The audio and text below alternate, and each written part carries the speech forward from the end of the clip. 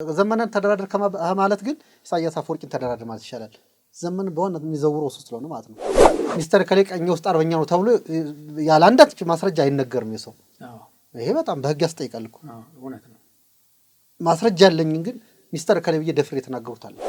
ዘራፊዎችን አቅፎ እንደያዘ ዘራፊዎችን እንደሚያበረታታ ለምን በዛ ጊዜ እርምጃ ወስዶ እኔ እንደዛ ሆኜ ከቆየሁኝ መኪና ካገቱ ከዘረፉ ሌላ ተልኮ ይዤ ከቆየሁ የሚጠይቅ ኃይል የለም ማለት ነው። ለምን አልተጠየቀም? እስክንድር ነጋ ኖርም አልኖርም አይጠቅምም። ለዲያስፖራውን ዶላር ለማግኘት ግን እስክንድር ይጠቅመናል ለዶላር ብቻ እንጂ ለአማራ ትግል ምንም እንደማይጠቅም ስንነጋገርበት ስንኖረው ያርቅ ቤት እንትን የተራ አልቧልታ ወሬ በእስክንድር ነው ሲፎግሩት ነው የኖሩት። እጅ የምንሰጠው ለማንም አይደለም ለሰላም ነው። እኔ እጅ የሰጠሁት ለማንም አይደለም ለህዝቤ ነው ለሰላም ነው። አሁን ይሄን ጀግንነት እንዲደበቅ ብዙ የሚሄዱበት መንገድ አለ። ስለ ኮሎኔል ደመቀ ዘውዱ ጀግንነት እንዴት አድርገን እንደብቀዋለን? ብንደብቀው ህሊናችንስ እንዴት አድርጎ ይቀበላል? እኔ የወጣሁትኝ ከእንደዚህ አይነት ግፈኛ ወይል በ24 ሰዓት ውስጥ 4 ኪሎ ተቆጣጥሮ የኢትዮጵያ መንግስት የኢትዮጵያ ጠቅላይ ሚኒስትር ዘመነ ካሴ ቢሆን ራሱ የምታገለው ነው ግፈኛ ነው። አመጣጡን አውቄዋለሁ፣ ተንኮሉን አውቄዋለሁ። ለህዝብ አይሆንም።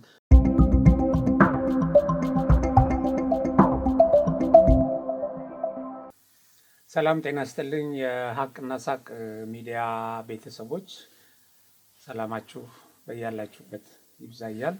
ከሀቅና ሳቅ ስቱዲዮ ዛሬ ከአንድ እንግዳ ጋር ውይይት እናደርጋለን። እንግዳችንን ያው ብዙዎቻችሁ ታውቁታላችሁ ብዬ ተስፋ አደርጋለሁ። ቀደም ባለው ጊዜ ከአፋባ የፋኖ ክንፍ ወይም የጽንፈኛው ከዛ መጥቶ ወደ ሰላም ተመልሶ በጣም በርካታ ነገሮችን ያጋለጠ ወጣት ነው። ያረጋል አያና ባይ ትግሉ ለአማራ ህዝብ መስሏቸው ከገቡና በኋላ ትግሉን ሲረዱ የአማራን ህዝብ የሚጎዳ መሆኑን አምነው ወደ ሰላም ከመጡ ሰዎች አንዱ ነው። ከዛ ቡድን ጋር ደግሞ በጣም በከፍተኛ ደረጃ ተቆራርጦ ብዙ መረጃዎችን ይፋ አድርጓል። በተለይ ስለ ውስጥ አርበኞች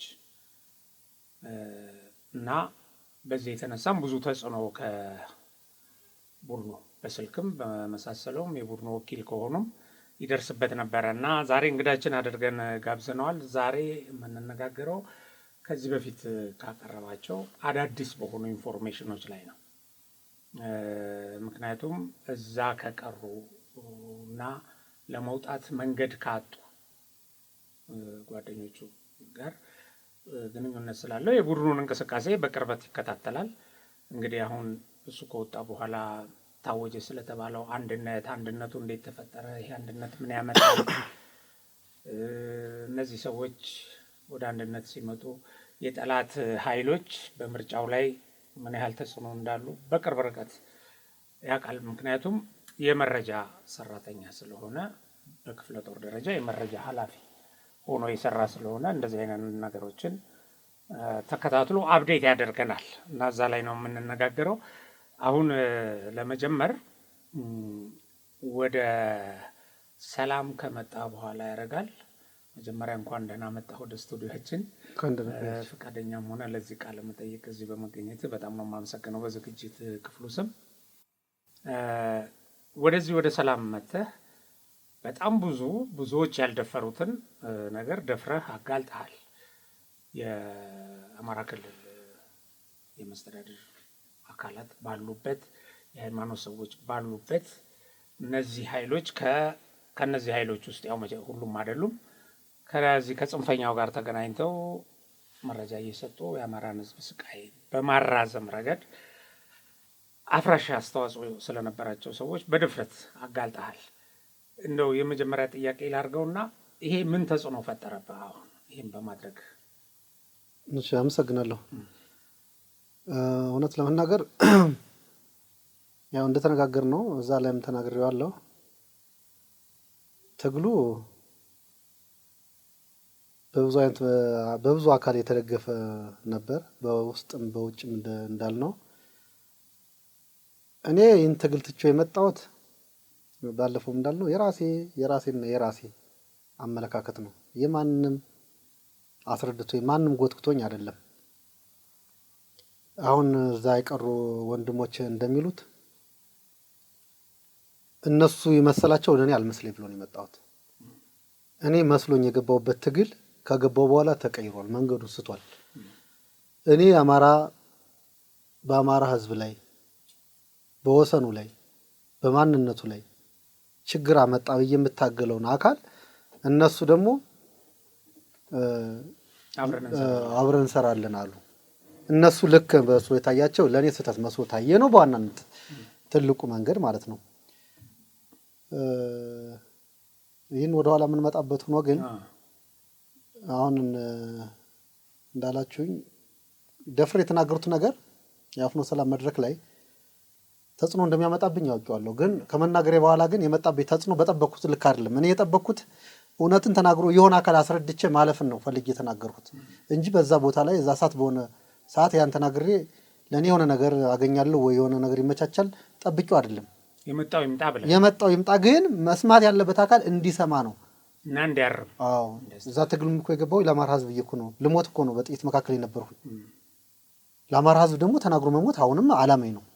ለአማራ ህዝብ የሚጠቅመው ማለት ነው። ሳላውቅ በማይጠቅመው ነገር ልሞት ነበር።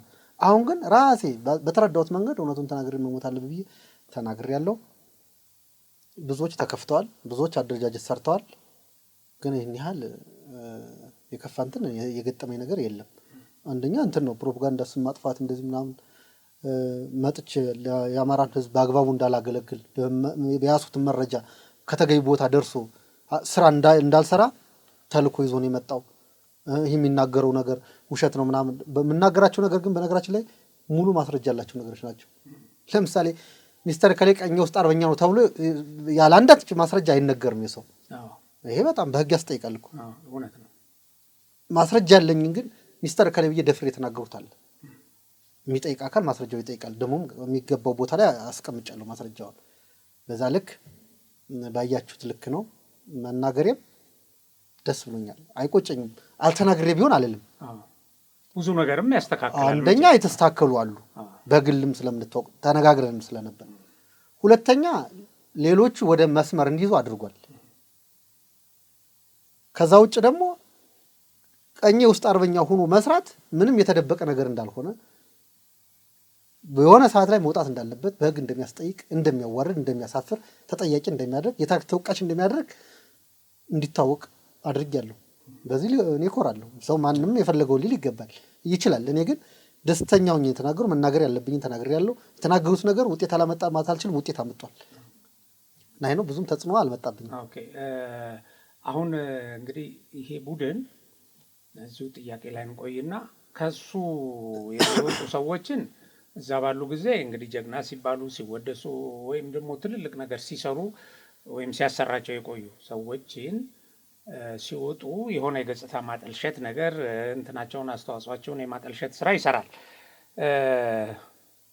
ከዚህ ውስጥ አንተን የሰራኸውን ስራ እንደ ክህደት እንደ ወንጀል በመቁጠር አንተን ሲያጣጥል አንተን ሲያብጠለጥል የነበረ ሰው በአንተ መንገድ ደግሞ መጥቷል ተመልሶ። አሁን ኢንተረስቲንግ ነው እና የሚዲያ ሰው ሆኖ ማለት ነው። እስቲ ስለሱ ትንሽ አጫውተን። አሁን እዚህ ስትገናኙ ምን ተባለ? ያኔ ምን ሲል ነበር? እንዲህ ነው። ይሄ በነገራችን ላይ ማንም ማወቅ ያለበት ማንም ከዚህ ትግል ያለውን ችግር ተረድቶ ወደ ህዝብ ከመጣ ወደ መንግስት ከመጣ ወደ ማህበረሰቡ ከተቀላቀለ አሁን የምናውቃቸው ከፍተኛ የእዝ አመራሮች ነገ በተናጠል ቢመጡ የትግል አባላችን አይደሉም፣ በዚህ እዝ በዚህ ክፍለ ጦር በዚህ ምናምን እውቅና የላቸውም ነው የሚባለው። እያሉ ግን አንበሳ ነው፣ አርበኛ ነው፣ ብሶት የወለደው ብዙ ነገር ይባላሉ፣ ሙገሳ ነው ምናምን።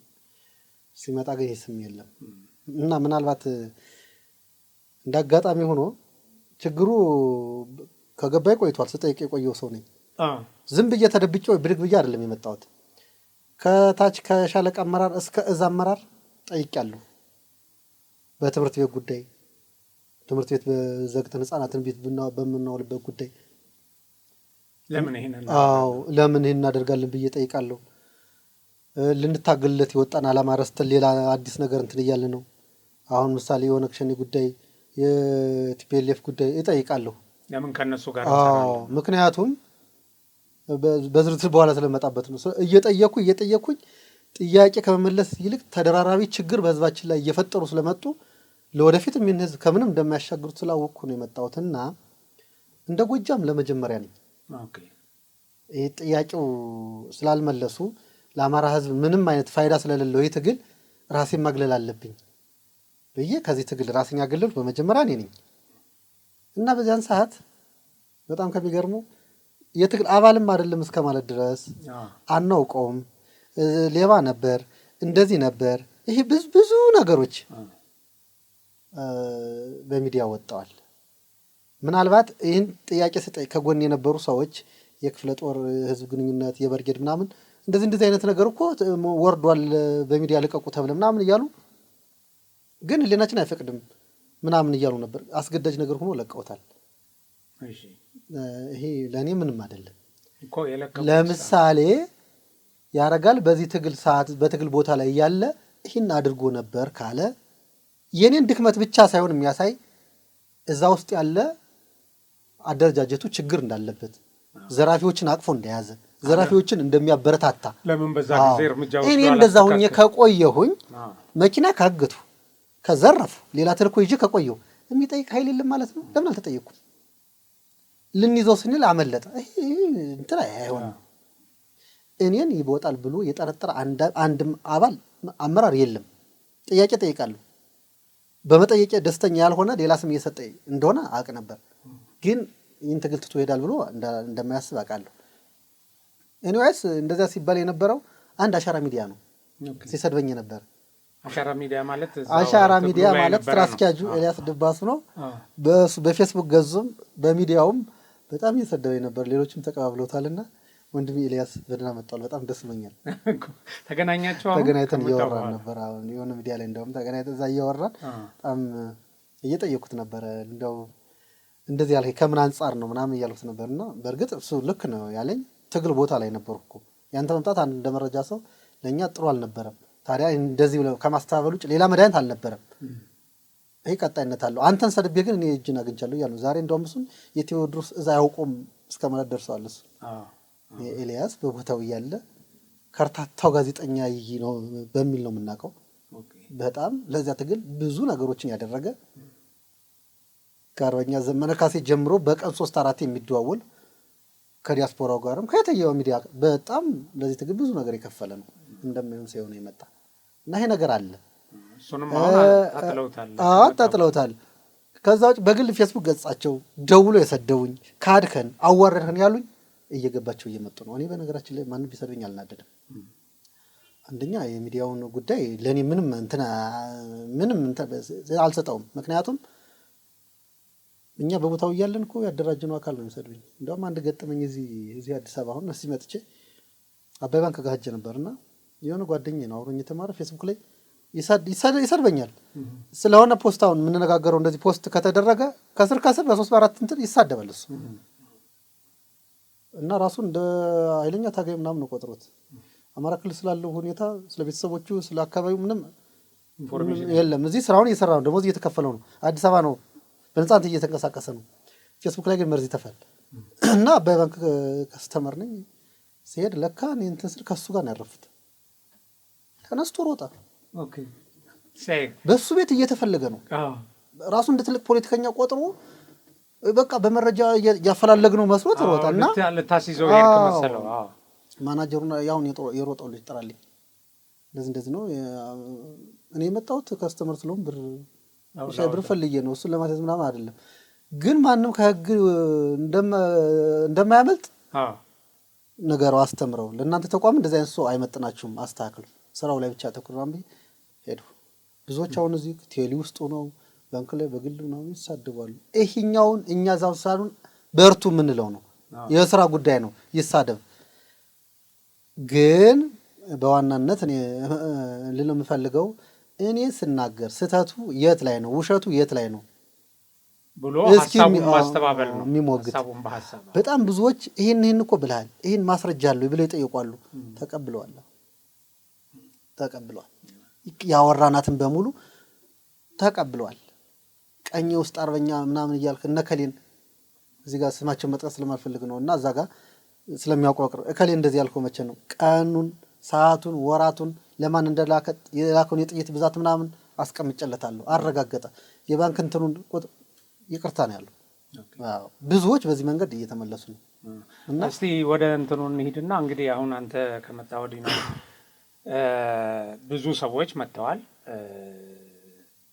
በተለይ ይሄ እንትና ይሄ ሸዋና ጎንደር አካባቢ ወሎ ስቲል አሁን ብዙዎች እየመጡ ነው። ዛሬ ራሱ እዚህ መተን እዚህ በምንወያይበት ሰዓት ብዙዎች እየገቡ ነው። ከመግባቴ ከጥቂት ደቂቃ በፊት አይቻለሁ ማህበራዊ ሚዲያ ላይ እና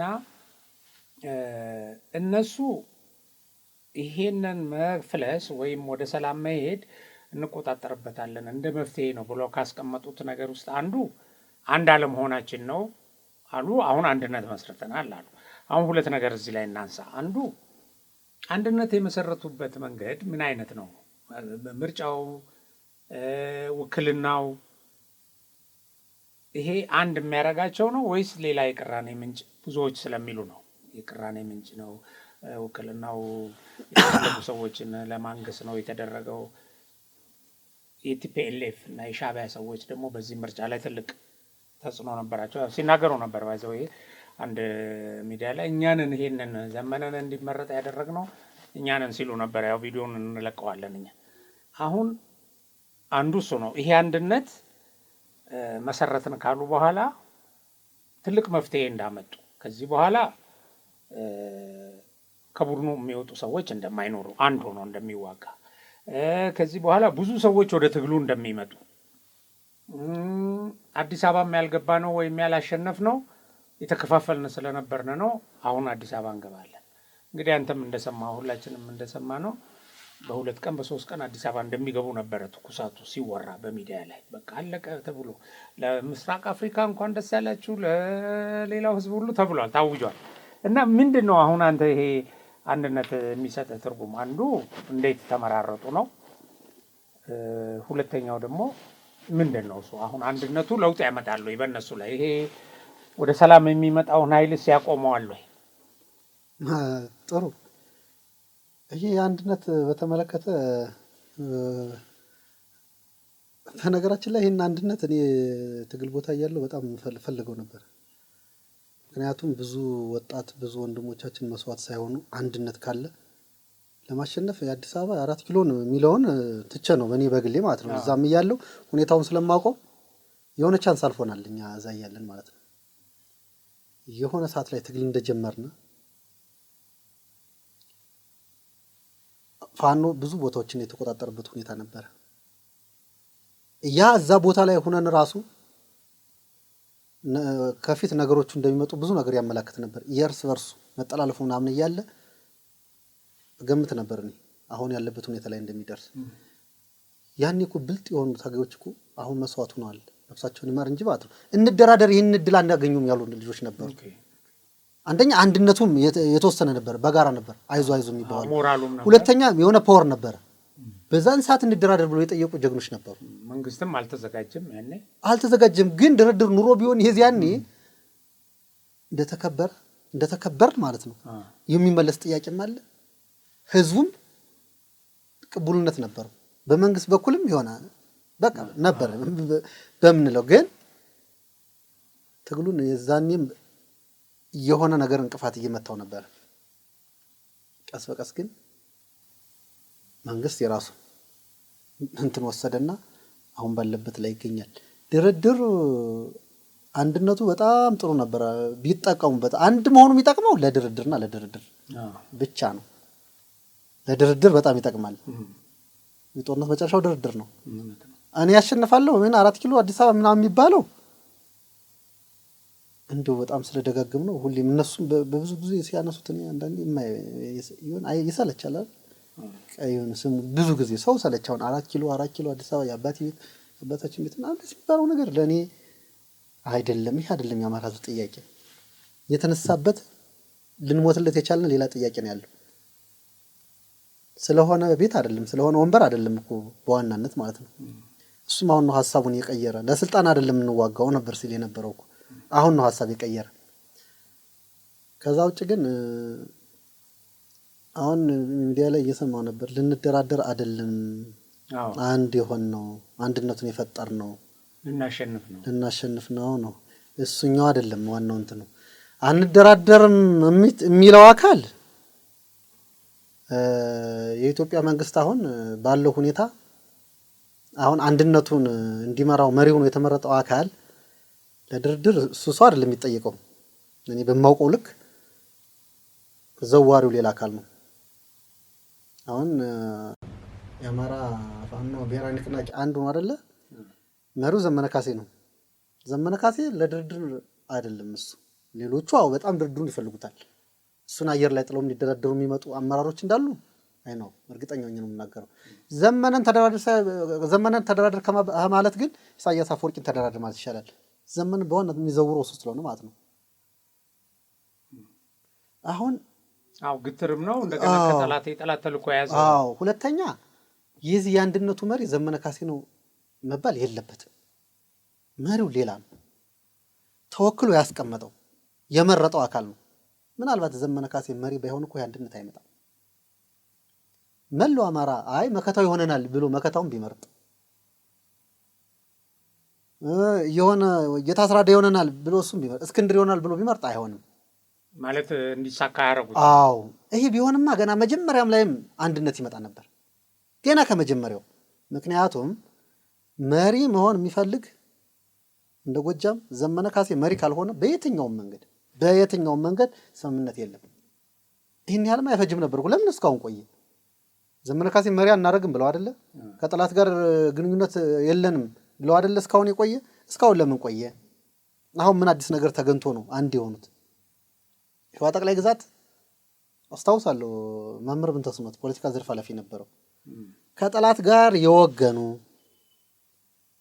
እሸቴ ሞገስን ይታገሱ ሞገስን እየጠራ ከነሱ ገዳይ ጋር ሆነው ዳብል ሊገሉን ከሚመጡ ጋር ከኦነግ ሸኔ ጋር ሆኖ የሚሰራ ከወያኔ ጋር ሆኖ የሚሰራ የኛ ታሪካዊ ጠላታችን እንጂ የትግል ጓዳችን አይደለም እያለ ነው ጎራ ለይቶ የቆየ። ሌሎችም እንደዛው። ምናልባት የጎንደር ሰው የወሎ ሰው የሸዋ ሰው የወያኔን አስከፊነት በትሩን ቀምሶታል። የጎጃም ሰው በጦርነቱ ተሳትፏል፣ ግን በሰፈሩ መጣው የበደሉት በደል የለም በቲዮሪ እንጂ በተግባር አላየውም። ለዚያም ስለሆነ አሁን ስለ ህወሓት መልካምነት ነው እየተሰበከ ያለ አምኖ ተቀብሏል አብዛኛው። እነዚያ ግን በተግባር ስላዩት ስለማይቀበሉ ማፈንግጠው ቆይተዋል። አሁን ግን አንድ ሆነዋል። አንድ የሆኑበት ምክንያት ግን አሁን በአስገዳጅነት ነው አንድ የሆኑት። ወደው አይደለም፣ አሁን በግድ ነው። አንደኛ ይህን አይነት ግንኙነት ያልፈለጉ ለህዝብ የሚያስቡ የተማሩ አካል ህዝባችን ይቀድማል ያሉት በድርድር መልክ ወደ ህዝባቸው ተመልሰዋል። ምናቸው እነ ካፕቴን ማስረሻ ኮሎኔሉ እነ ፕሮፌሰር መጥተዋል። ዋና የሚባሉት አማራ ህዝባዊ ድርጅቱ ላይ ያሉት መሪዎች መጥተዋል። አንድ ሆነ ቢባል እንኳን ማለት ነው። አሁን ከቀሩት አካል ጋር እኔ ይሄን ያህል ከነማን ጋር ቢባል ለእስክንድር ነው ድሮም ቦታ አይሰጡትም። እስክንድር ነጋ ኖርም አልኖርም አይጠቅምም። ለዲያስፖራውን ዶላር ለማግኘት ግን እስክንድር ይጠቅመናል ለዶላር ብቻ እንጂ ለአማራ ትግል ምንም እንደማይጠቅም ስንነጋገርበት ስንኖረው ያርቅ ቤት እንትን የተራ አልቧልታ ወሬ በእስክንድር ነው ሲፎግሩት ነው የኖሩት እንጂ የሚመራውም ሰራዊት የለውም። በቃ የለም። ምናልባት እስክንድር የሆነ ቦታ ላይ ይገኝ ከተባለ ጥቅሙ ምንድነው? ተስፋ ያልቆረጡበት ዲያስፖራዎች ዶላር እሷን ለማግኘት ነው። ስለዚህ አሁን የምትለኝ ይሄ አፋብሃ የሚባለው ትርጉም ያለው ደረጃ ላይ አይደለም ያለው፣ ፈራርሷል። ብዙ አባሉ ወደዚህ መጥቷል አይደለም። አሁን አንድ ሆነ እየተባለ ነው። አንድ ሆነ ከተባለ ምን ነው እኮ ነው። አሁን ጎንደር 90% እኮ የሰላም ጥሪው ተቀብሏል። ድርድሩ በስኬት እንትን እያለ ነው። ወሎ በምንየው ነው፣ ሸዋ በምንየው ነው። አሁን አፋብሃ ፊትም ነበረ አንድ ሆነ የሚለው ግን ማለት ነው ሚዲያ ላይ ያለውን አታሞ ለመምታት ነው እንጂ ይሄን ያህል መሬት ላይ ወርደ የምንየው ነገር የለም። መከታውን እንውሰድ። መከታውም ስልጣን ነው የሚፈልግ። በምክትል ደረጃ ተቀመጠ እሳ ያለ እስክንድር አልተቀበለውም። የሆነ ቦታ ይፈልግ ነበር፣ እዚያ ቦታ ላይ ማስቀመጥ አልፈልጉም። እነሱ ከፈለጉት ቦታ ላይ ያስቀመጡት ደስተኛ አልነበረም። ደስተኛ የነበረውን ትችት ኩርፊያውን ገለጸ። እኔ እኮ ሚዲያው ላይ እናንተ እንዳያችሁት ነው። መሬት ላይ ያለው ግን ማለት ነው ለምንድን ነው የማታስወግዱት ተብሏል። ለምን አታስወግዱት? ይህ ሰውዬ አይጠቅም። አሁንም ከስር ሆኖ እኛን ትግላችን እያበላሽ ነው፣ ግደሉት ነው የተባለ በግልጽ። ምንድን ነው ማሽሙን መሆኑ?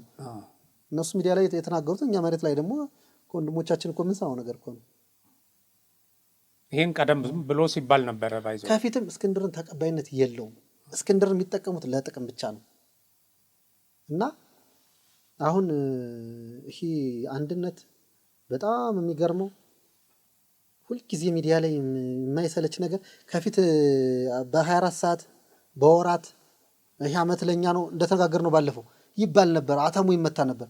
አሁን ደግሞ አንድ አንድ ሆን ተብሎ ሚዲያው ሲሰራ እናሸንፋለን። የዚያኔ ማታ እኮ አሁን በማህበረሰቡ እንትን ውስጥ ያለው 4 ኪሎ ውስጥ ገብተው እንደሚያሩ አድርገው ነው የተናገሩት። እማኑ ደግሞ አሁንም እሺ ነገር ባለበት ምንም ለውጥ ሳይኖረው አንድ ሆነ በቃ። ሚዲያ ላይ ግን ኢትዮጵያን 4 ኪሎ ብቻ አይደለም ምስራቅ አፍሪካን ይቆጣጠሩታል። አዎ ያሉ ነው። ሁለተኛ ደግሞ አሁን በቅርቡ ደግሞ ከሌሎች ጋር አሁንም አንድ ኢትዮጵያዊ አልመሰረት ብለን እስካሁን እንደዚህ ሆነ እኛማ እየታገልን ምናምን ይሉና ከጋምቤላ ነፃ አውጪ ጋር እንደሆነ ከጉምዝ ጋር ከሶማሌ ከአፋር ጋር ደግሞ የሆነ ተሰባስበው ጨርሰናል ምናምን ይላሉ። አሁንም እንደዚህ በኦንላይን መችስ የሚገናኙበት ቦታ እናንተ ቢሮ የላቸው። ያኔ ደግሞ አሁንም በቃ መላው ኢትዮጵያ አንድነት መሰረት ምናምን ብለው አታሙ ያስመታሉ። ከሆነ ግን የሚሆነው ዘመነ ካሴ መሪ ከሆነ ብቻ ነው። ዘመነ ካሴ መሪ ካልሆነ ይሄ ትግል ሁሌም ወደ ኋላ ነው የሚጎተተው። ማንም ይሄንን ብለው ፖለቲካ ወይ ሌላ ነገር ምናምን አይደለም፣ ስለምናውቀው ነው። አንድ ሳይሆን የቆየን የመሪነት ቦታውን ለዘመነ በፍላጎት አላስረክብ ብለው ነው። ምክንያቱም ዘመነ ካሴ እንዴት እንደሆነ በግልጽ የሚታወቅ ነገር የሚተማመንበት ለቀጣዩ የኢትዮጵያ ጠቅላይ ሚኒስትር ፕሬዝዳንት መሆን አይደለም፣ ንጉሠ ነገሥት የኢትዮጵያ መሆን ዓላማ አለው። የተነገረው ነገርም አለ በግልጽ። ያችን ለማሳካት መሪነትን ከሱ ውጭ ነቅነቅ የለም። ለዛ ነው እና ይህን አይነት ነገርም ያስደልቁን ይችላሉ። ይሄ ብቻ ሊገርመን አይገባም። አሁን ወደ ሰላም የሚመጣው ሰው እንግዲህ አንዱ ያስደነገጣቸው እሱ ነው። ከሚያስቡት በላይ ሰው ወደ ሰላም እየመጣ ነው። በተለይ የዚህ የነ እስክንድር የነበረው ኦልሞስት እሱ እንግዲህ እየፈረሰ ነው ያለው። የተደራደሩት ከተወሰኑ መሪዎች ጋር ነው እንጂ እሱ ህልውና ኖሮት አይደለም። ድርድሩን ተቀብሎ እየገባ ነው። አሁን በተለይ ጎጃም ውስጥ አንተም የመጀመሪያው እንደመሆነ መጠን ከዛ እየመጡ ያሉ ሰዎች አሉ። እንዳይመጡ ለማድረግ ይህን ስጋት ለማቆም ምን እያደረጉ ነው? አሁን እዛ ባለ ኢንፎርሜሽን አንዳንድ እኛም እንደምንሰማው ሰዎችን ማፈን፣ ጠባቂ መመደብ፣ በተለይ እነዚህ የቡድን መሳሪያዎች ምናምን የሚይዙ ሰዎች ላይ ከፍተኛ ትኩረት አድርጎ እንደዚህ የሚባሉ መረጃዎች አሉ። እና አንተ እንግዲህ በቅርበት ከምታውቃቸው ከጓደኞችም የምትሰማቸው ነገሮች አሉ እና እሱ ምን ይመስላል? ይሄ ወደ ሰላም የሚመጣውን ለማስቀረት የሚያደርጉት እንቅስቃሴ። ኦኬ አሁን እነሱ እንደሚሉት አንድነት በቃ አንድ ሆነ ምናምን ህዝቡ ከጎናችን ነው፣ አባሉ በተለየ መንፈስ አብሮን ነው ምናምን የሚሉት ነገር አለ። መሬት ላይ ያለው እውነት ግን ምናልባት እንዲህ ጎጃም አካባቢ የእንትን አደረጃጀቱ የዘር ሐረግ አለው። ብዙ ጊዜ እንደተነጋገር ነው እሱ ስላለ ብዙዎች ድርድሩን ይፈልጉታል፣ በጋራ መምጣትን ይፈልጉታል። ለዛ ነው እንጂ አሁን ይሄ አንድ ስለሆኑ አባሉ ደስተኛ ሆኖ ከመጀመሪያ ከነበረው በተለየ መንፈስ እየተከተላቸው አይደለም። ያ ከሆነ እኔ እስከነበሩበት ሰዓት እውነት ለመናገር የትኛውም አባል ወደ መንግስት ይሄዳል ተብሎ ጥርጣሬ አልነበረውም። ምክንያቱም ፕሮፓጋንዳው ምኑም እነሱ ናቸው ትክክል። ከነሱ ውጭም የሚረዳ የሚገነዘብ እንደሌለ አድርገው ነው የሚያዩት፣ እንደፈለጉ የሚያሽከረክሩት። መምጣትን ግን አሳይተናል፣ ስህተትን ግን ተናግረናል፣ መስተካከል ያለበትን እየተነጋገርን ነው። ህዝብም በየትኛውም መንገድ ተሰልፎ ማገልገል እንዳለብንም እየተያየን ስለሆነ ማለት ነው። አሁን እነሱ አንድ ሆነ ብለው እንደዚህ በየሚዲያው አታሙ እየመቱ ግን ጎንደርን ያየ የጎጃም ታጋይ፣ ወሎን ያየ የጎጃም ታጋይ እኛም ከህዝቡ ጋር እንቆማለን የሚል ውሳኔውን ወስኖ አልጨርሷል። በተለየ መልኩ መሸከም ከቻለ አንድ ድሽቃ ተኳሽ 2 ወይም 3 ነው ከፈለጉ ቦታ ይዞት ይንቀሳቀሱ ነበር። አሁን ብሬን ተኳሽ ብሬኑ ይዞ የፈለጉ ቦታ ደርሶ መምጣት ይችላል፣ ከውጊያ ቀጠናዎች ማለት ነው። ውጊያ በሌለበት ሰዓት ስናይፐር ያለውም በተመሳሳይ። አሁን ግን አይደለም ስናይፐር እና ብሬን የያዘ ታጋይ ይቅርና የራሱን መሳሪያ ጥሬ ቆርጥሞ የገዛትን ጥጃ ሽጦ የገዛትን መሳሪያ ይዞ የተጠረነፈ ራሱ መሳሪያውን ይዞ ቤቱ ማደር ወይ የሆነ ሰፈር መንቀሳቀስ የለም፣ ጥበቃ ተደርጓል። በዋርድ ይሆናል። ብሬን ተኳሽ አሁን ታጅቦ ነው የሚሄደው ይከዳ ስለሚባል፣ ስናይፐርም እንደዛው ድሽቃ ታጅቦ ያውም በአመራር የቅርብ ቤተሰቦች ክትትል የሚደረግባቸው። በውጊያ ሰዓት የአመራር ቤተሰብ ውጊያ ብሬን የሚተኩሰውን ሰው እነሱ ይከታተላሉ፣ ሆዶ እንዳይቀላቀል በአስገዳጅ ሁኔታ ነው እያታገሉት ያለ። ይህ የሚያመለክተው ምንድን ነው? ታጋዩ ከእነሱ ጋር ስለተሰለፈ ማህበረሰቡ ስለወደዳቸው መሬት ላይ ያለው እውነት ይሄ ነው። ግን ይመጣል። አሁን የጎጃም ታጋይ ባለፈው እየተነጋገር ነበር። አሁን እነሱ መቼስ ሁሉ ፕሮፓጋንዳ ነው እንደነሱ የሚመስላቸው፣ ቁም ነገር የምናወራ አይመስላቸውም። ዲሽቃ ምናምን የግሩፕ መሳሪያ ምናምን ይዘው ይመጣሉ ምናምን ብለን ነበር። ይሄው እናስጨነቅ ገብተዋል። በነገራችን ላይ ያስጨነቅ ይህን ትግል የዚህ ትግል ዋና የጀርባ አጥንት በጣም ታጋይ ነው። አሳይቷቸዋል ትግል ምን እንደሆነ። ግን ይሄን አይነት አካሄድ አይደግፍም። ስለማይደግፍ ራሱን አግሎ ተስተካከሉ እያለ ብዙ ቆይቷል። እንደማይሆኑ ሲያውቅ ነው የመጣ። ምነው መግለጫ ግን አይተናል በሱ ጉዳይ። እንደዚህ ነው እንደዚህ ነው እንደዚህ ነው፣ ውሸት ነው። አስጨነቅ በጣም ጀግና ሰው። አሁንም ይመጣሉ። አሁን የምንነጋገረው አሁን በቅርቡ ጎጃም ታጋዮች ይመጣሉ። አምኖበት አይደለም አሁን እንደተቀየረ አለቃቸው ማን እንደሆነ ያውቃሉ። ጠንቅቀው ስለሚያውቁ ሁኔታዎች ሲመቻቹ በድርድር መልክ ሊሆን ይችላል፣ በቡድን መጣው ለመንግስት እጃቸው የሚሰጡበት መንገድ ሊኖር ይችላል። በጣም ከሚገርመው እጅ መስጠት የሆነ እንደ ተሸናፊነት አድርገው ነው የሚያስረዷቸው። እነሱ ይበሉ ያውቃል ታጋዩ። እጅ የምንሰጠው ለማንም አይደለም፣ ለሰላም ነው። እኔ እጅ የሰጠሁት ለማንም አይደለም፣ ለህዝቤ ነው፣ ለሰላም ነው። ውጊያ ላይ አይደለም የተማረኩት፣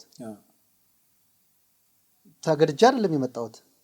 መርጬ ነው የሚሻለኝን ሰላምን ነው ህዝብን ብዬ ነው የመጣሁት። ስለዚህ በመምጣቴ ለሰላም እጅ በመስጠቴ እኔ ለራሴ ደስ ይለኛል። ክብር በጣም ነው ራሴ እንትን ብለው ማለት ነው። ከማንም ጋር ልወዳደር እንትን አለም እና በብዙ መንገድ እንትን ይሉታል፣ ይተቹታል፣ ምን ይሉታል እና ይሄ አንድነትን በተመለከተ ወይም አሁን አባሉ ወዶት ምናምን አይደለም። እዛ ያለው ነገሮቹ እየተለወጡ ነው። በነገራችን ላይ አሁን ሚዲያ ላይ ብቻ የሚዲያውን እንትን ማህበረሰቡና እዛ ያለው ታጋይ ስለገባው ምንም እንትን አይልም። አሁን እንዳየሁት እዚህ ያለው ከትግል ውጭ ያለው ሰው ነው ሚዲያው ላይ እንትን የሚል እንጂ አባሉ ሚዲያውን አይመለከቱም። ያውቋል፣ ፍሬ ነገር እንደሌለ ያውቋል። የአማራ ፋኖ በጎጃም ብቻው በጎንደር እንደዚህ ነበረ። አባፋ ሲመሰረት እኮ እንደዚህ ነበር አታሞ የተመታው። ያ አንድነት ተብሎ ስንት ጊዜ ነው ብዙ ቀናቶችን ነበር እኮ አንድነት ዘመቻ እየተባለ ውጊያ ነበረው ነበር። እኛ የዛኔ ነው 4 ኪሎ ልንገባ የነበረው። ያም አልተሳካም። እንደዚህ ነበር እኮ እንትኑ ታስታውሳላችሁ። ፕሮፓጋንዳው እንደሱ ነው። አሁን በዚህም የሆነ ነገር ይጀምራሉ። የአንድነቱ ዘመቻ ምናምን ተብሎ እሱማ ዘመቻው የሆነ ሰዓት ላይ እንትን ይላል። ኤኒዌይስ ያለው ነገር ይሄን ይመስላል። አሁን ሌላው ይሄ በዚህ አንድነት በጣም ከበሮ የደለቁት የህወሓት እና የሻዕቢያ ሰዎች ናቸው። እንግዲህ ሻዕቢያ ከባድ ስጋት አለበት፣ የባህር በር ለማስመለስ ይዘመትብኛል ብሎ ስለሚያስብ እንደ ፊት ለፊት እንደ መከላከያ አድርጎ ሊጠቀም የሚፈልገው የአማራን ወጣት ነው። የአማራን መሬት ጦርነት ሜዳ አድርጎ እሱ ከጦርነት መጠበቅ ይፈልጋል። ህወሓትም እንደዛው ነው እና አንድ ያየሁት እንደውም በጣም ቦርቀዋል። ባንዲራ እየያዙ የሻዕቢያን የቲፒኤልኤፍን እና የአማራን አድርገው በቃ አለን እኛ አንድ ነን እያሉ እየጨፈሩበት ነው። እንደውም አንዱ ምንድን ነበር ሲል የነበረው እዚህ ማህበራዊ ሚዲያ በቪዲዮ ኮንፈረንስ ሲከራከሩ ያየሁት እኛንን ዘመነን ያስቀመጥ ነው ይላል። የህወሓት አባል ነው ሰውየው፣ የተወሰነ ነው አማርኛ እንትን የሚለው። እኛንን ያስቀመጥ ነው ምን ትሆናለህ አለው። እኛ አለን እዛ፣ ስለዚህ ለራስህ አስብ፣ እኛንን ዘመነን ያስቀመጥ ነው፣ ይሄ ምስረታ የእኛ እጅ ያለበት የእኛን ሰው ነው ያደረግነው ይላል። እና ቀደም ብለህ እዛ በነበራችሁበት ጊዜ እና አሁንም በምትሰማው ኢንፎርሜሽን ከህወሓትና ከሻዕቢያ ጋር ያለው ትስስር የራሱም ደግሞ ሸኔም እንደዚሁ እና ከዚህ ጋር ያለው ትስስር እንደዚህ በግልጽ ይታወቅ ነበር? አባሉስ ምንድን ነው የሚፈጥርበት የነበረው ስሜት? ጥሩ እኔ ይህን ነገር ደጋግሜ የምናገረው ማለት ነው። እኔ አንድ እንደ መረጃ ሰው ከህወሓት ጋር ጥልቅ የሆነ ግንኙነት እንደነበረው ነው ያውቃለሁ። ከሻዕቢያ ጋር እንደነበረው ነው ያውቃለሁ። እሱም ብቻ አይደለም ከታሪካዊ ጠላት ጋር ከግብፅ ጋር የተናገሩ ነኝ ማንም ትንሳኤል ማለት ነው። ከፍተኛ የመንግስት አመራሮችን ተችተውኛል። አሁን እኮ ራሳቸው እኮ መናገር ጀመሩ። አሁን በወቅቱ የነበረውን የአማራ ልጅ ሆኖ በዚህ ልክ አይሰራም። ቢሰራ እንኳ ይሄ ለፕሮፓጋንዳ እንደዚህ አይነት ቃል መጠቀምህ አማራን ያዋርዳል ያለኝ የመንግስት አካል አለ። ለፍሬ ስለተናገሩ ነው እድሜ ደጉን እናያለን ያሉ 5 ዓመት አይደለም እኮ ቆየው 50 ዓመት አይደለም 5 ወር ሳይሞላ ነው እነሱ ተስማምተው ያሳዩ። በጥልቅ እኔ አውቃለሁ ግንኙነት አለ። ስብሰባ ተሰብስቤያለሁ እያሉ ጥያቄ ጠይቄያለሁ። ይሄ መንገድ እንዴት ነው እያሉ የነሱ እንትን ብሎ ግን እኔ ቀኝ ውስጥ አርበኛ የሚሆን ምን አቋሙን አይዶ ነው ያ በአማራ ታሪክ የአማራ ልጅ ሆኖ ግን ከህወሓት ጋር የሚሰራ ታጋይ የለም። እንደ ጠላተኛ እየታገልናቸው ነው። በዚህ ልክ ደግሞ ግን ማሳጣት እነሱን ለአማራ ለውርደት ይዳረጋል። እንደ ታሪክ ጥሩ አይደለም ያለኝ አመራር አለ፣ ትልቅ አመራር። እኔ የምናገር እውነት የለም። ይሄው አሁን ያመራር አሁን ምንድን ነው የሚለው እኔ ስናገር ውሸት ከሆነ እነሱ ሲናገሩ ማመን አለበት። የኔውን ውሸት ይበሉ፣ እነሱ ግን ተናግረውታል፣ አሳይተውታል። አሁን ማመን አለበት ነው። አባሉ አያውቅም። የሚያውቁም ሲጠይቁ ችግር አለ። የጠየቁም የተረሸኑ አሉ። የጠየቁም ከደረጃቸው ዝቅ ያሉ አሉ። የክፍለ ጦር አመራር ወርደው የብርጌድ አመራር አባል ሆነው ከአባልነትም አያስፈልግም ተብሎ ይወጡ አሉ። ይህን ግንኙነት የርኩስ ጋብቻ ነው ያሉ ማለት ነው። እያወቁም የማይጠይቁ አሉ በፍራቸው። ይሄ ነው እንጂ እናውቃለን። በብዙ መንገድ ነው ያወቅነው። አሁን ወልቃይት ራያ ምናምን ብዙ ነገር መናገር አልፈልግም። ሂደንበታል እኮ ምን ቤት ነው የተባለ አመራር አለ የታሰረን የማውቀው አማራ ፋኖ በጎጃም። ስለ ወልቃይት የምታቀነቃ አንተ ምን ቤት ነህ ተብሏል። በነገራችን ላይ ወደ ኋላ ልመለስና ወልቃይትን ካነሳን አይቀር ማውራት ያለብኝ ነገር ስላለ ነው። እንግዲህ አርበኛ ዘመነ ካሴ ኤርትራ ውስጥ የኖረው በማን ዘመን ነው ብንል ማንም ያውቀው ሞክሮት አቅቶት የወጣ የተሰደደ አቅም ስለሌለው ነው። በእርግጥ አቅም ስለሌለው ያን የነበረውን መንግስት ማሸነፍ ስለማይችል መገልበጥ የሆነ ምንም አማራጭ ስለሌለው በአገሩ መኖር ስለማይችል ስለሚኮረኩም ከኖረም ስለሚገደድ ሸፍቶ ሄደዋል። ከሀገር ወጥቶ ሄደዋል።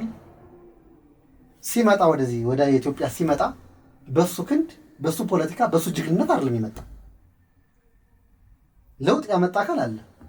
ደሙን ያፈሰሰ አካል አለ። ውድ ህይወቱን የሰጠ አካል አለ። ይሄ ለውጥ እንዲመጣ እሱ አስተባብሯቸው ሳይሆን በሰልፍ ስሜታቸውን የገለጹ አገዛዙን የተቃወሙ ጀግኖች አሉ። ከዚህ መካከል ደግሞ ማንም ይደፍረዋል ያልተባለን ያን አገዛዝ ደፍሮ ያሳየ ደፍሮ ማለት ነው ያሳየ አንድ ጀግና ኮሎኔል አለ። የኔ ሁሌ የምናገረው ጀግኔ ማለት ነው። የዚህ ለውጥ ትልቁን የድርሻ አካል ይወስዳል ብዬ የማምነው ኮሎኔል ደመቀ ዘውዱ ነው።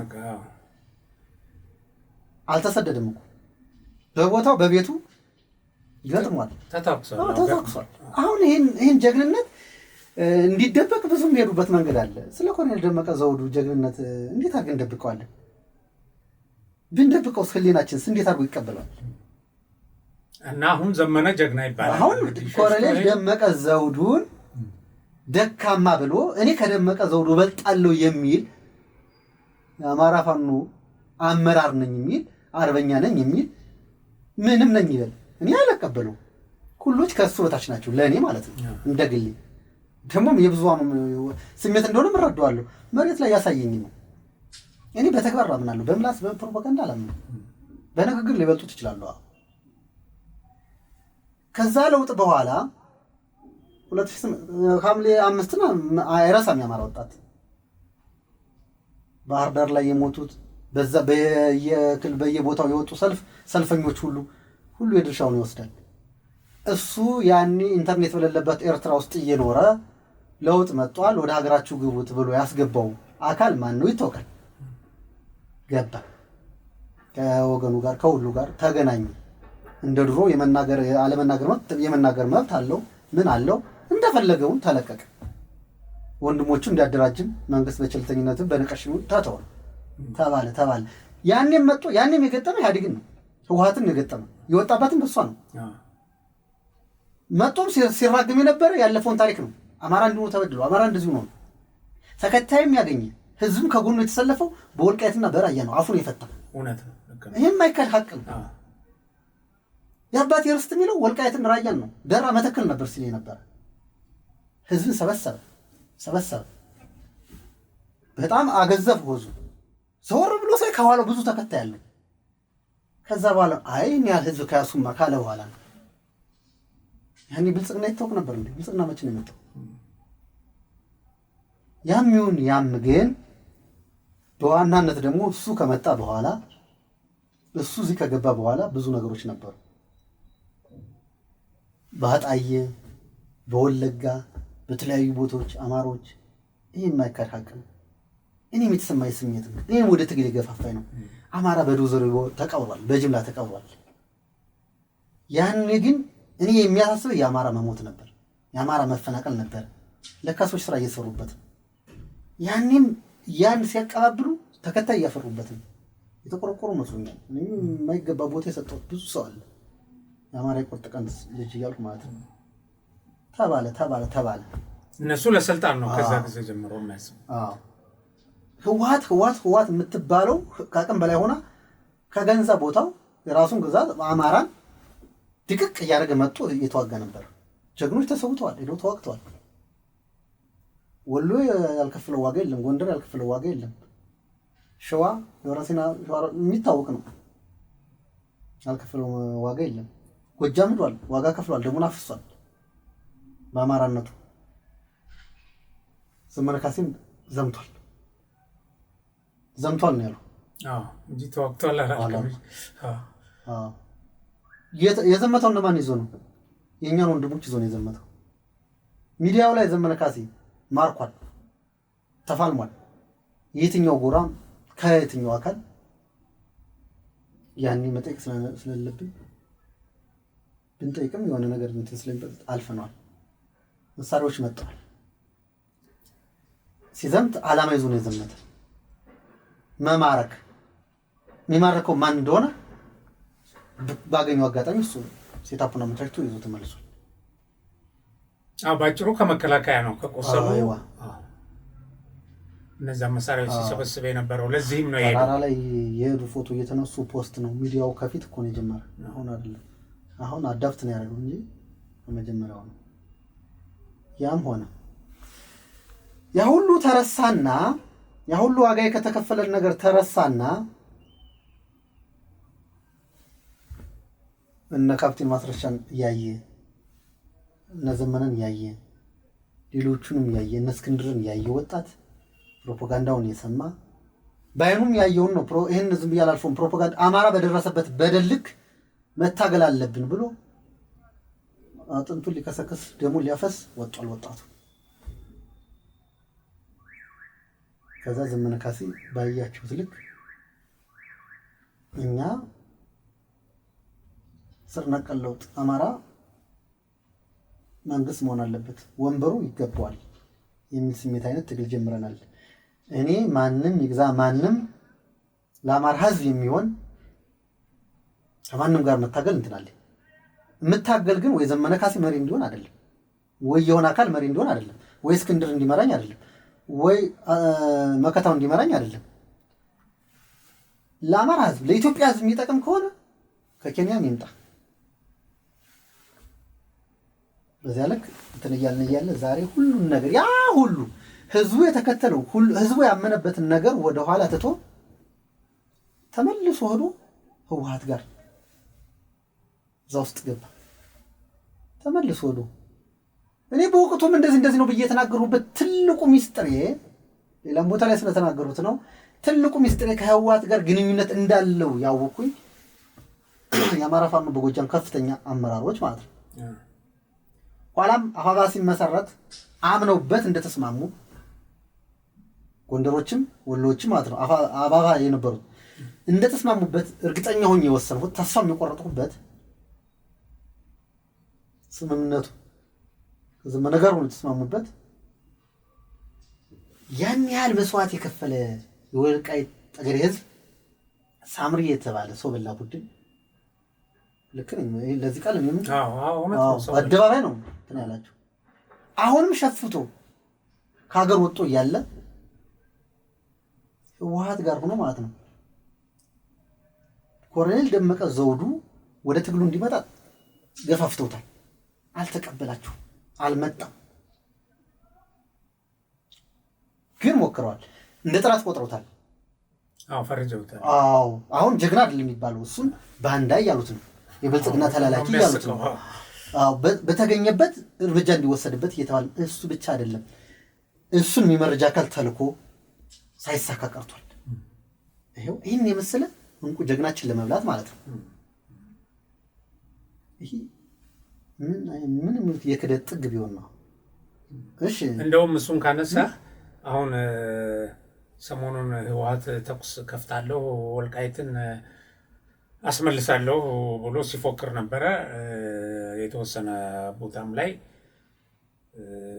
ተኩስ እንደከፈተ መረጃዎች ይጠቁማሉ። ምን ያህል ርቀት ይሄዳል ሌላ ነገር ሆኖ ማለት ነው። እና ከዚህ ጋር በተያያዘ የነዘመነ ቡድን ፋኖች አጸፋ እንዳይመልሱ ወይም ይሄን ለመከላከል እንዳይሞክሩ የሚል ነገር እንደዚህ አይነት መረጃ አለ ብለህ በስልክ ተለዋውጠን ነበር እኔ እናንተና ቀደም ብሎ ነው። አንተ ቀደም ብለህ ይሄ የደረሰ መረጃ አሁን ፕራክቲካሊ ሆኗል ትናንት ምናምን እና እሷን ነገር ብታነሳት እመጣበታለሁ ወደሱ እና በእርግጥ የክደታቸውን ጥግ እንትን ለማለት ነው። ገባኝ። አሁን ምሳሌ እኔም ቢገሉ ማንንም ቢገሉ የብልጽግና አመራርንም ቢገሉ ብዙ ሌላም ይገሉ በአማራ ታሪክ ግን ኮሎኔል ደመቀ ዘውዱን ለሌላ ነገር ማሰብ ይሄ በጣም ትልቅ ተላላኪነትን ኮሎኔል ደመቀ ዘውዱ እንዲገደል ማን አደረገ? በነገር ላይ ሚዲያዎች ተውበታል። የዚህ እንትኑ የዚህ ጽንፈኛው ሚዲያ በሙሉ በውጭ ያለው እሱን እንመጣበታለን።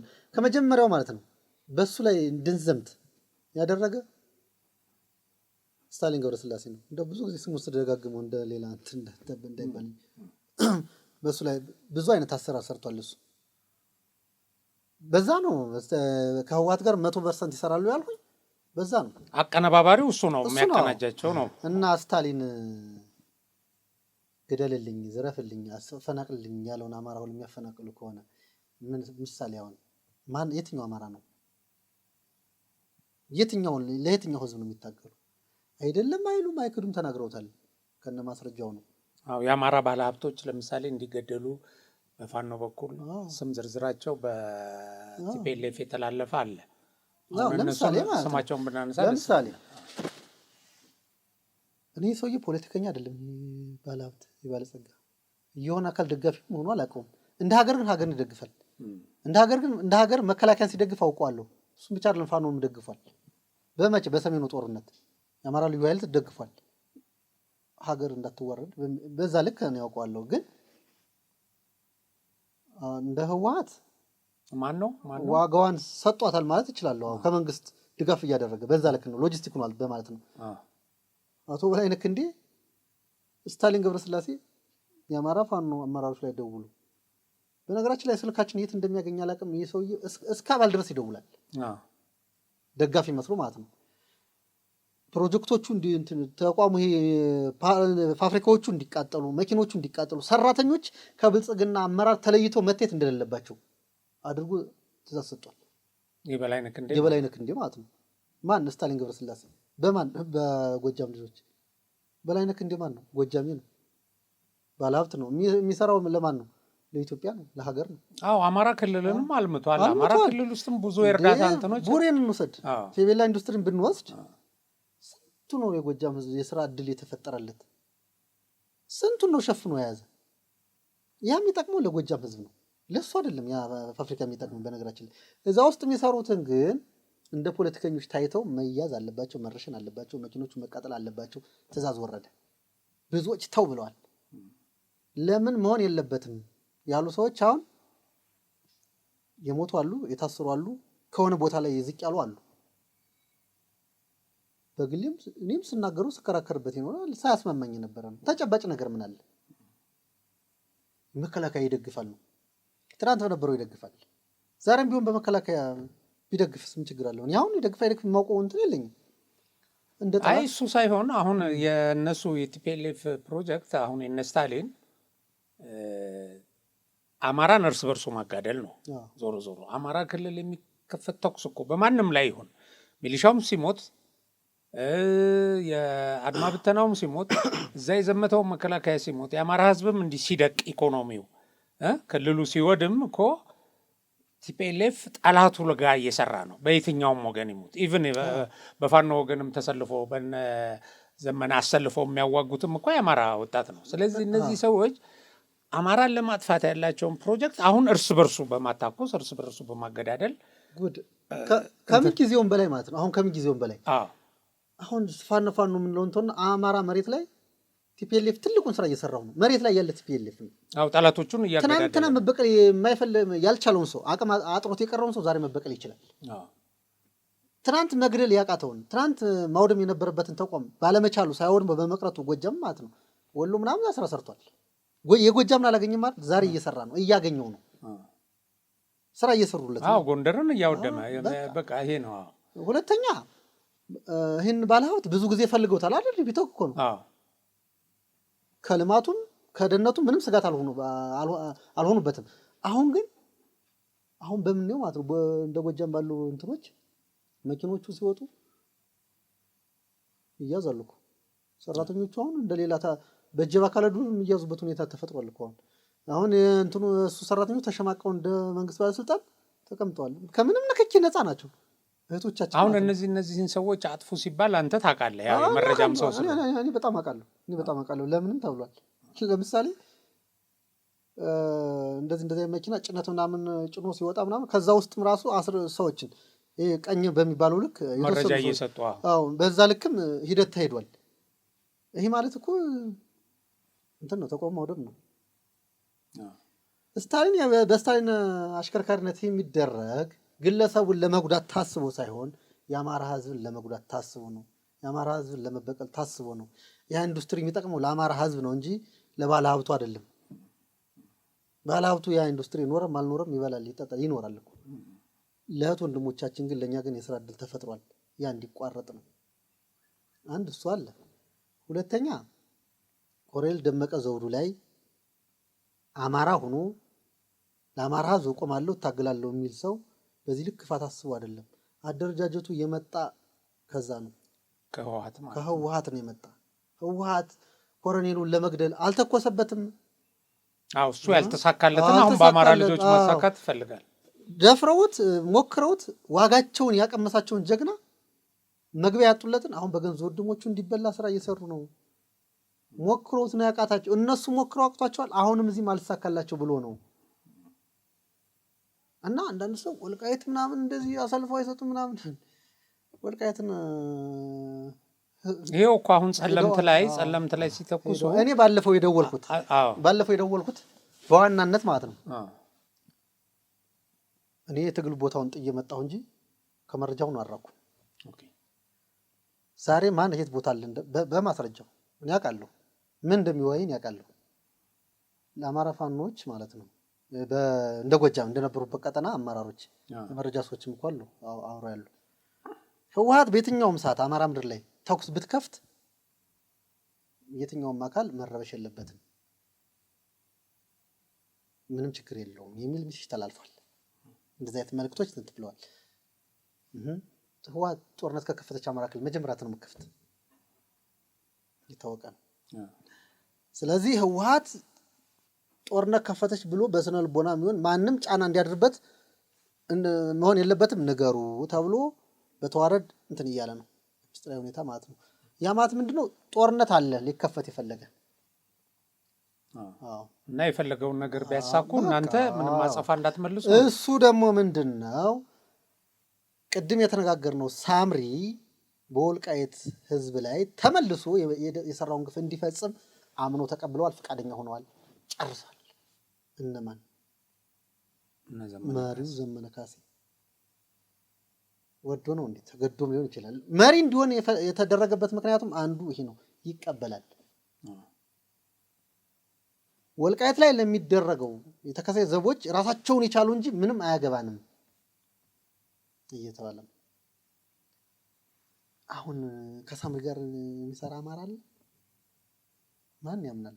ግን እኛ ተናገርን ነው መጀመሪያ። አሁን አትከላከሉ፣ አይ አትከላከሉ ማለት አንድ ነገር ሆኖ አብራችሁ ግን ተዋጉ።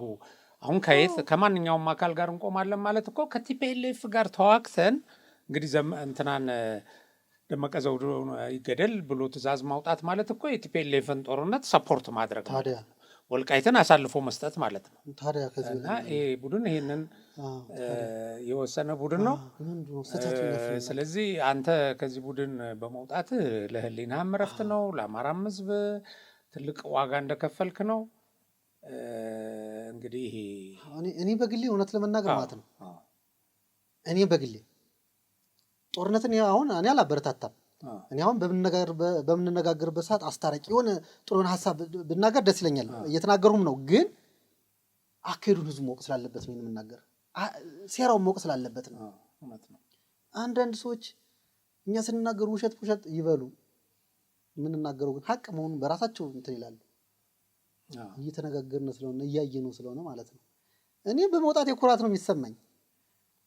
ብዙዎቹ አሁን በአንድነቱ ማለት ነው በጣም የሚገርመው እኔ እኮ አንድ አልሆን ብዬ አይደለም እኮ ትግሉን ጥዬ ወጣሁት።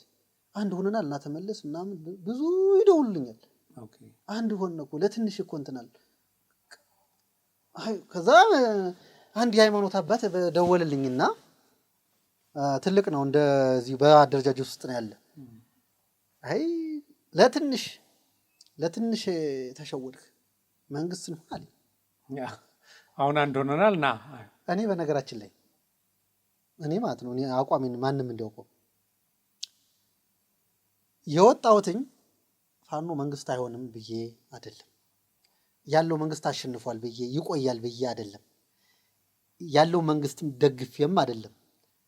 እኔ የወጣሁትኝ ከእንደዚህ አይነት ግፈኛ በ24 ሰዓት ውስጥ 4 ኪሎ ተቆጣጥሮ የኢትዮጵያ መንግስት የኢትዮጵያ ጠቅላይ ሚኒስትር ዘመነ ካሴ ቢሆን ራሱ የምታገለው ነው ግፈኛ ነው። አመጣጡን አውቄዋለሁ፣ ተንኮሉን አውቄዋለሁ። ለህዝብ አይሆንም። መንግስቱ ነው ራሱ ህዝብን የበለጠ እየጎዳ የሚኖር መንግስት ስለሆነ እንደዚህ አይነት መንግስትን ደግሞ መታገል ግዴታ ስለሆነ ነው። ግን አይሆንም። ምሳሌው ነው እና የጠላትን አጀንዳ የሚያራምድ ነው ደግሞ ተቀበለውም ነው እንጂ አቅም ስላጣ ሲደክም አይቼው አይደለም የመጣሁት። አንድ ስላልሆነም አይደለም። አንድ ሆኖም 4 ኪሎ ቢገባ ከእንደዚህ አይነት ጋር እኔ አልቀጥልም ነው እያልኩ ያለ የኔ ቁመና ማለት ነው። ለምን ከተባለ እኔ የገባሁለት ጥያቄን ክዶታል። በየሚዲያው አማራ አይሰማም አማራ ይባላል። አቤት ያለው ተበላኩ፣ አቤት ያለው ተሸወደኩ። አሁንም እኮ ሰማም ያሉት ናቸው እኮ አማራ አልሰማም ያሉ የነቁበት ናቸው እስካሁን እንትን ያሉ እንጂ 17 ሴት እህቶችን ለወንበዴ ያስረክበ እዚህ ምናምን በየጫት ቤቱ በየቡና 50 ሆነ ከበ ምናምን አለ። እሺ እሱ በየቦታው የሚያስደፍራቸው የሚገላቸው እነዚህ እህቶቻችን አይደሉ? በሌላ መንገድ ሲሆን ለፖለቲካ ለፕሮፓጋንዳ ለሚዲያ እሰይ። ግን ስንቶች ናቸው የተረሸሙት? በነገራችን ላይ እኔ ማልናገረው ይሄ ጦርነት ትልቅ ተስፋ ስላለኝ ነገ በድርድር መጥተው እነዚህ ሰዎች አንድ ሆነው ከህዝብ ጋር እንደሚኖሩ ተስፋ ስላለኝ ሁሉም ብናገረው ነገ ከህዝብ ጋር እንዳይኖሩ በጣም የሚያሸማቃቸው ነገር ስላለ ነው እንጂ ሚስተር ከሌ እያልኩ በዝርዝር ብናገር ከሰው ጋር የሚቀጥሉበት ሁኔታ አይፈጠርም። በጣም የተዋረደ ቆሻሻ ከሰባዊነት የወረደ በጣም የዘቀጠ ስራ ሰርቷል። በግል ታሪክ ብንነድባቸው ለዛም ነው ብዙ ጊዜ ግለሰብ አትጥራ የሚሉ ግለሰቦችን እየጠራህ እንደዚህ አትበል ከተናገርክም እንደዚህ በፋኖ ስም ብለህ ተናገር ይላሉ። እንደዛ ደግሞ አለን እንቁ የሆኑ ልጆች አሉ። እነዛን አብሬ በጅምላ እንትን ማለት አልችልም። አማራ ፋኖ በጎጃም እኮ ከፍተኛ አመራሮች የማከብረው ማደንቆ አመራር አለ። የሚሄድበት መንገድ ሳት ቢሆንም እሱ በመኖሩ ብዙ አማሮች ሳይበደሉ ሳይደፈሩ ሳይረሸኑ የቀሩ ቁሞ የሚከራከርላቸው ታጋይ አለ። ያን ጨምሬ መሳደብ አልፈልግም። ያልዘረፋል ወደ ሰላም ሊመጡ ይችላል። ያልዘረፋል ያልገድላል ያልደፈራል። ታዲያ በጅምላ ደፈረልን ነው አሉ እንቁ የሆኑ ነገ ደግሞ በድርድርም ቢሆን በሰላም ቢሆን መጣው ለሀገር የሚጠቅሙ ሰዎች አሉ። እነዚያን በጅምላ እንትን ማለት በሌላ ቦታ ተደፈሩ ብሎ ሲናገር አናቅም እንዴት ከገጠር ቀበሌ ከትንሽ ከተማ ከ40 በላይ ልጃገረዶች አርግዘው ታጣቂ ነኝ ለነጻነት ነው የምዋጋ እያለ ያለ ፍላጎታቸው ተፈራርቆባቸው የምትወልደው ልጅ እንኳን የዚህ ነው ብላ የማትናገርበት ደረጃ ላይ ደረሰች። እህት የለችንም። ስለነዚያ ስም የማይናገር ነው። ስለነዚያ ስም የማያስብ ይገርማል እኮ ወለጋ እንዲሁ ነው ወገኖች በዶዘር እየተቀበሩ እሱም የቀብራቸውስ እዛ ላይ የመቀበራቸውስ ጉዳይ ምን አይነት ሴራ እንደነበረ ያን ነገ ደግሞ ስንነጋገርበት እኮ ያው ከሸኔ ጋር እሰራለሁ ካለ ከዛ ጋር ግንኙነት እንዳለው ነው ቀደም ብሎም የሚያስብ። ወለጋ ላይ ሞት ፋክቱን የምናገረው ወለጋ ላይ ሰው አማራ እንዲገደልለት ቀብር የሚከፍል ሰው ነበር አማራው። እና ለፕሮፓጋንዳ ገዳይና አስገዳይ እየተመካከረ የሚፈልገው ደረጃ ላይ እስከሚደርስ ሲደርስም አንድ ሊሆን ይሄ ነው። አማራ በየቦታው በሞተውም ተጠያቂ አማራ አለ። ሌላ ነገር እንደማለት የለብንም። እንግዲህ ያረጋል በጣም ብዙ ነገር አውርተናል። ያው ጊዜም ስለሚያጠር እንጂ ብዙ ልናወራቸው የምንችላቸው ነገሮች አሉ። ዞሮ ዞሮ ይሄ ዓላማው በአገሪቱ ሰላም እንዲሰፍን የአማራ ሕዝብ መከራ እንዲያበቃ ነው። እንግዲህ እናንተም ከመጀመሪያ ጀምሮ በየመድረኩም የምትጮሁት ወደዚህ ወደ ሰላም የመጣችሁት ከዛ ውጪ የተለየ ነገር ጥቅም የተለየ በግል ያገኛችሁት ነገር እንደሌለ ሁላችንም እናውቃለን። ትልቁ ነገር ግን ይሄን ነገር በመቀየር የአማራም ሕዝብ ወዳጁን ጠላቱን ለይቶ እንዲታገል ለማድረግ ትግሉም ውስጥ በተሳሳተ መንገድ ቆሞ መስዋዕት እየከፈለ ያለው ወደፊትም ለመክፈል የተዘጋጀው ደግሞ ቆም ብሎ እንዲያስብ ለማድረግ ነው። እያሰበም ነው። እናንተ ከመጣችሁ ወዲህ ብዙ ለውጦች እየመጡ ነው። ብዙዎች ወደ ሰላም እየመጡ ስለሆነ ይሄ የሚያረካ ነው። እንግዲህ የአለማ ዩኒቨርሲቲ ነው አይደል? ተመረቀሃል? ጅጅጋ ዩኒቨርሲቲ ነው። ጅጅጋ ዩኒቨርሲቲ። ስለዚህ ወደፊት ትምህርትህን ቀጥለህ ለሀገር የምትጠቅም ዜጋ እንድትሆን እመኛለሁ።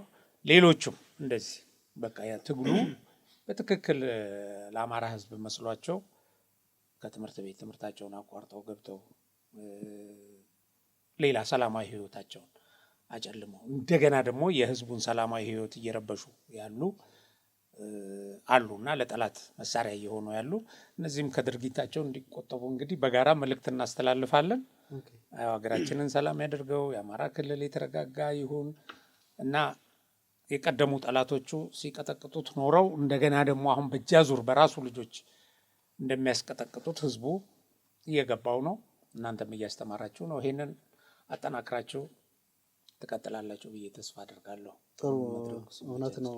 እኔም አመሰግናለሁ። ግን በዋናነት እኔ አሁን እስካሁን የተናገሩት ማለት ነው እነዚህ ሰዎች እኔ 100% የምናገረው እዚህ ላይ የደረሱበት ሁኔታ ማንም የሚያውቀው ነው። መንግስት በቸልተኝነት የሚሆን ነገር አለ። መናቅ የሚሉት ቦታ አለመስጠት የሆነ ነገሩ ቀለል አድርጎ ነው የሚያያቸው።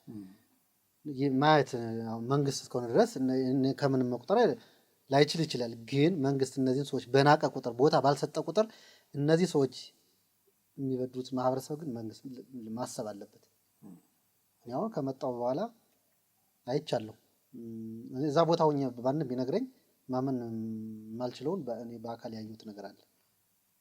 የሚፈልገውን አካል በፈለገው ሰዓት መምታት ማስተካከል የሚችልበት ሁኔታ ላይ ነው ያለ መንግስት። አቅም አለው። አዎ። ግን ይሄ የሆነ መናቅ ምን ማለት ሙሉ በሙሉ እንደዛ ብዬ አያለሁ። ግን ደግሞ እኛን አንጻር ደግሞ ይሆናል አይደለ እንደዚህ ከወዶ ገብ ከምናምን አለመስራትም አንዳንዴ ግንኙነትም ሊኖር ስለሚችል ቀለል አድርገን ባናየው መስራት ያለበት ነገር ተሰርቶ ህዝባችን ሰላም ቢሆን ነው። ከዛ ውጭ ማስተላለፍ የምፈልገው ነገር ብዙ ጊዜ ይህን የሰላም ጥሪ ተቀብለው የሚመጡ ሰዎች ታድሶ ኮሚሽን ይወስዳሉ። የታድሶ ኮሚሽን የክልሉ መንግስት የትኛው እንደሆነ አላውቅም። ብዙ ጊዜ የሚጠይቁኝና የምንነጋገርበት ነገር ነው። ከትግል ከዛኛው ከዛ ትግል ሜዳ ከጫካ መጣው ታድሶ ከወሰዱ ወደ ማህበረሰቡ ተቀላቅለው የራሳቸውን ህይወት ነው መኖር የሚችልበት እንጂ ወደ ሌላ ነገር አይቻልም የሚል ህግ እንዳለ ነው። እንዳለው በቀጠና ደግሞ ታጋዩ የሚፈልገው ከጫካ ወጥቶ ለመንግስት በሰላም መንገድ እጁን ከሰጠ በኋላ መኖር የሚችለው እንደ ጠላት ተቆጥሮ ምናልባት ከመንግስት ጸጥታ ኃይሎችም ከመንግስት ሰራተኛው በላይ ተፈላጊ ነው። ያሳድዱታል። ፍላጎቱ ደግሞ ይዞ የሚመጣው መሳሪያ ያለ መንግስትን አምኖ ታድሶን ይወስዳል። ተደራጅቶ ነው እነዛን አካል መዋጋት የሚፈልገው መታገል የሚፈልገው። ይሄን ሁኔታ ደግሞ መንግስት ምቹ ሁኔታ አልፈጠረለትም። እኛ መሳሪያችን ወስደን አስቀምጠን በጀሌ ሆነን እጃችን ተይዘን ተቀጥቅጠን መሞት የለብንም። እንሂድ መንግስት የሚያስፈልገውን ነገር ያደርግ፣ አደራጅቶ ግን እነዚህን ነው መታገል ያለብን ነው የሚል ትልቁ ዓላማ። ይሄን እንደ መንግስት የሆነ መፍትሄ ቢያስቀምጥ አሪፍ። እስካሁን ያለው ነገር አይቻልም። መሳሪያ ይዞ ይመጣል።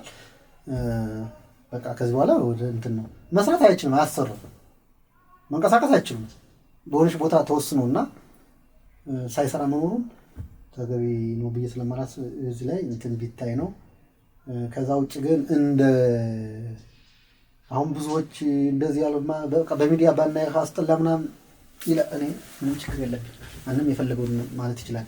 ግን ደግሞ በዚህ ልክ ተላላኪው በዚህ ልክ እንትኑ ሚዲያው እንትን እያለ ከሄደ ሚስተር ከሌ የሚባለው አመራር ምን ሰራ አለ በሰነድ ቁጭ አለ ወደዚህ ይወጣል።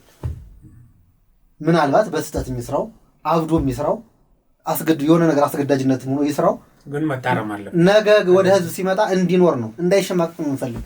እንደ ሰሞኑን አላየንም እንደ አንዱ እኛ ሚዲያ ባለቤት እኮ እዛ ሲቀል የሆነ እንትን ወጥቶበት አሁን አንገቱን ደፍቶ ጠፍቷል እኮ ሙሉ ጌታን 251 እና አመራሩ አሁን እዚህ ጋር አማራ ሲል እንዲህ ያማራል ልጅ እኮ አስገድዶ የደፈረ አመራር እኮ እስከ ማስረጃው ልናመጣ እንችላለን። እስር ቤት ላይ የታሰረችን ወጣት የደፈረ እኮ እናመጣ እንችላለን። አስገድዶ ብር የተቀበለ የሚያንገራግር የገንዘብ ወንድሞቹን ለመብላት ምን አይነት ሴራ ሲያስር እንደነበረ መረጃው ከኛ ጋር ነው። ዛሬ አንድነት ብለው ያመጡትን አንድ ባይሆን ሚስተር ከሌ ምን መሆን እንደነበረበት አለ። ይሄ ነገር ስላለ አዋረድክ ምናምን የሚለው እኔ አላዋረድኩም። ብዙ ነገር ተሸክሜ ነው ያለሁት፣ በጣም ብዙ ነገር ማለት ነው ዋጣ አድርጌ ነው ያለሁት አውቃለሁ። እና ለማንኛውም መንግስትም መረጃውን ይጠቀምበት። አዎ እነዚህም የምትላቸው አካላት በአንድ በኩል ራሳቸውንም እንዲከላከሉ፣ በሌላ በኩል ደግሞ ይህንን ጠላት ተፋልመው ወደ ሰላማዊ ክልሉን እንዲያመጡ አስተዋጽኦ የሚያበረክቱበት ነገር ሊመቻች ይገባል ነው መልእክትህ። ሌሎችን ደግሞ የሚያገኛቸውን መረጃዎች በትክክል ተጠቅሞ ውስጡንም ያጥራ። እነዚህ ሁሉ ነገሮች ሰዎችን ለመበቀል እንዳልሆነ እኔ ግልጽ ነው። ባለፈውም ስንነጋገር የተረዳሁት ይሄ ነው። ግን ለህዝብ ሲባል በየቦታው የተደበቁ ወንጀለኞች አሁንም በዛ መንገድ እየቀጠሉ አደጋ የማይሆኑበትን ሁኔታ መንግስት እያደረገ ወደፊት እንግዲህ ሀገራችንም ክልሉም ሰላም እንዲሆን በሌላ መድረክ ደግሞ እንደምንገናኝ ተስፋ አደርጋለሁ። ይሄንን እናንተ ህዝብን በማስተማር ረገድ አስተዋጽኦ የምታደርጉበትን ነገር እኛም እናመቻቻለን።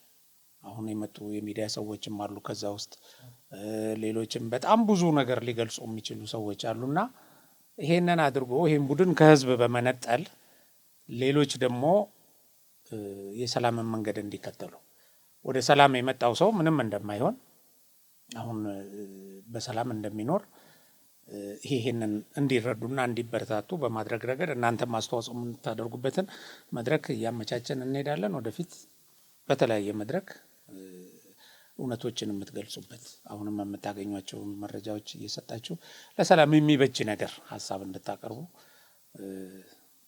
ሌሎችም ሚዲያዎች ቢያደርጉ ጥሩ ነው እና ለዛሬ በጣም ነው ማመሰግነው። ውስጥ ያለው እውነት ብዙ እንደሆነና ብዙ ሰዓት እንደሚፈልግ አውቃለሁ። ግን ለዛሬ እዚህ ላይ እናብቃና በሌላ ፕሮግራም ደግሞ እንደዚሁ እንነጋገራለን። ስለመጣህ እና ጠቃሚ መረጃዎችን ስለሰጠ ያው እግዚአብሔር ያክብርልን። መጪውን ህይወትን ደግሞ የተቃና ያደርግልህ። በዚሁ እንግዲህ አድማጮቻችንም ከያረጋል ጋር ያደረግነው ቆይታ ዛሬ ያው ካለን ሰዓት አንፃር ካልሆነ በስተቀር ብዙ እውነት በውስጡ ያለው ወጣት ነው። መነሻው ደግሞ ቅንነትና ለአማራ ህዝብ ለኢትዮጵያ ህዝብ ከማሰብ ሰላም እንዲመጣ ነው። ብዙ ነገሮችን እኔና እሱ ኦፍ ዘ ሪከርድ ከራሱ ወደዚህ ወደ ቃለ መጠይቅ ከመምጣታችን በፊትም ስንነጋገር አማራ ክልል ውስጥ እየተደረገ ያሉ ተግባራት አጸያፊ ተግባራት ሌላ በቀል እንዲወልዱ ሁሉ ጠላቶቻችን ይፈልጋሉ። እሱ ይሄንን ያውቃል። ግን እነዛን ነገሮች አሁን ከሌ እንዲህ አድርጓል የሚሉ ደግሞ ሌላ በቀል አዘጋጅተው እንዲሁ የመበቃቀል ነገር እንዳይመጣ በኃላፊነት ስሜት ብዙ የማይናገራቸው ነገሮች አሉ እና ይሄ በትልቅ ጨዋነትና አርቆ ሀሳቢነት ነው በኔ ሀሳብ። አንዳንዱ ጀነራል የሚናገረው ነገር በቃ ጀነራል የሆነ መፍትሄ እንዲቀመጥላቸው ስለሆነ ጥሩ ብስለት የተሞላበት ይመስለኛል። ለዛሬ የሰጠነን መረጃ እንግዲህ ያው ሁላችንም በያለንበት ጥቅም ላይ እንዲውሉ አድርገን ሀገራችን ሰላም እንድትሆን ሁላችንም የየበኩላችንን አስተዋጽኦ እናበርክት። እኛም ሀቅና ሳቅ ሚዲያን ሰብስክራይብ፣ ሼር አድርጉ። ለሰላም የሚያደርገውን ትግል ያሳካ ዘንድ የበኩላችሁን ድጋፍ አድርጉ እንላለን።